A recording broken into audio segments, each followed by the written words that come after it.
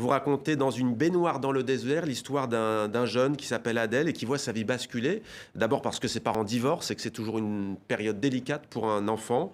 Et puis parce qu'au même moment, la guerre éclate dans son village, la guerre civile. Quel impact ça va provoquer chez lui, au juste? Alors bonjour, merci de m'inviter à cette belle émission. Au sujet d'Adèle, donc effectivement c'est un enfant qui a un tempérament solitaire et qui vit ces traumatismes que sont ceux d'un divorce de ses parents, d'une guerre civile qui se déclenche dans son village.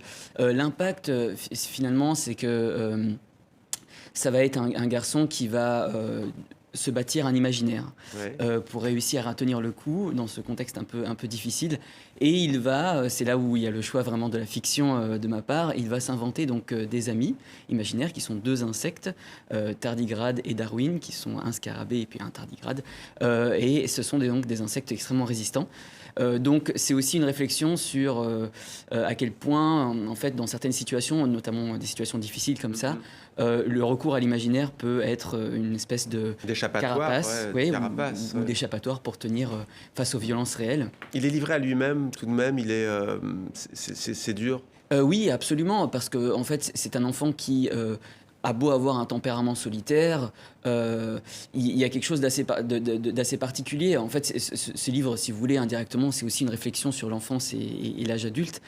Et ce qui m'intéressait vraiment, c'était de travailler ces catégories-là dans des contextes inhabituels comme ceux de la guerre et de constater, et ça c'était des recherches que j'ai faites avant de commencer à écrire, à quel point elles peuvent varier justement dans des contextes difficiles comme ceux de la guerre. Ouais. Et ce que je veux dire par là, c'est que en fait, cet enfant, qui est un enfant même s'il est seul et assez autonome, dans un contexte de guerre, il est poussé à une autonomie qui est habituellement pas du tout associée à cet âge-là.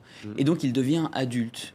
C'est ce qui m'intéressait, c'est à quel point en fait l'environnement décide vraiment. Et ce De qui est ces intéressant, catégories. c'est que ça me fait penser aussi au livre d'Alexandra Schwarzbord qu'on avait tout à l'heure, c'est que ça, le journalisme, les médias, les reportages, ils peuvent difficilement le percevoir. C'est ce que permet peut-être la littérature, la fable, le conte. Oui, absolument. Je pense que la littérature, de manière générale, a ce rôle-là et a cette responsabilité qui est d'inscrire ces questions politiques, historiques, sociétales, dans un cadre individuel. Je repense par exemple à ce qui se passait dans le cadre du conflit syrien ce qui en découlait, à savoir que c'était un traitement que moi, en tout cas, je constatais comme étant véritablement déshumanisant. Ouais. Il n'y a pas de Et visage, il n'y a pas d'histoire, il oui, n'y a et pas de... puis les expressions, les flux migratoires, la crise, c'est des choses qui désindividualisent beaucoup en fait ces questions-là. Et je pense que la littérature a ce rôle de réinscrire justement dans l'individu ces questions-là. Là, dans ce roman, vous pensez clairement à la guerre civile en Syrie, même si on pense que vous avez des racines libano-palestiniennes et que il y a la guerre civile qui a ravagé le Liban pendant de nombreuses années aussi, Oui, qui revient. absolument. En fait, si vous voulez, c'est un tout. Il m'a été inspiré par l'histoire de mon cousin et de ma tante, qui sont syriens Ouais. et qui ont quitté donc la Syrie pendant le conflit, et qui sont maintenant en France, à Strasbourg, et qui me racontaient que, eh bien, effectivement, on attendait des enfants qu'ils agissent comme des adultes et que des adultes, parfois, du fait de la barrière de la langue, du fait de responsabilités qu'ils ne connaissaient pas, Ouais. étaient en fait rabaissés à des statuts d'enfants.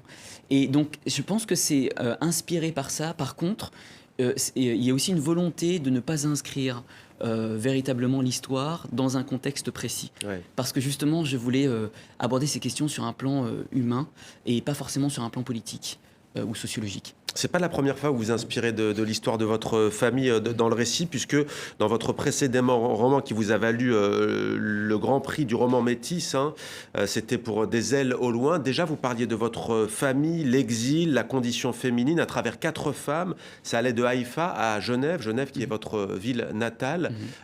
D'abord, peut-être quelques mots sur le roman dont on parlait tout à l'heure. Vous écoutiez attentivement Absolument. en coulisses. J'ai d'ailleurs pas précisé, mais si Alexandra Schwarzbord est partie et que vous êtes entré, c'est bien entendu pour des des raisons sanitaires et pour respecter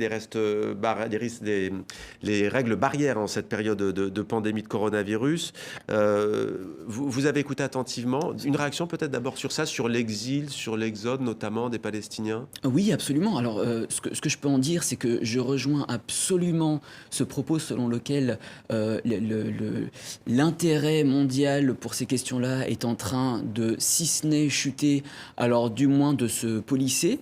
Je trouve que globalement, il y a une espèce d'avis assez répandu, qui est que ce qui est en train de se produire est absolument consternant. Enfin, je veux dire, on est quand même au XXIe siècle, et quand on parle de post-colonisation, on parle du XXe siècle, alors que on est encore dans ces questionnements-là. Et je pense qu'il est important, effectivement, que ces questions soient réinscrites. Alors, par contre, là où la complexité se produit, et c'est là où je trouve que des textes comme ça ont véritablement leur place, c'est que le discours politique ne suffit plus, pour moi. On est actuellement dans une espèce de recyclage d'un message qui est vrai, mais qui finalement est traité sous un angle très uniforme. Et je pense que justement ce propos-là doit être relayé par la littérature. Parce que, en fait, la raison à ça, il y en a une qui me semble être vraiment majeure, c'est que la littérature permet une empathie que la politique ne permet pas nécessairement. Justement parce qu'on ne lit pas des chiffres, mais on lit des trajectoires individuelles. Et je pense qu'on peut endosser et comprendre des causes beaucoup plus facilement par ce biais-là. Et pour moi, c'est donc très important de continuer à produire par ce prisme-là.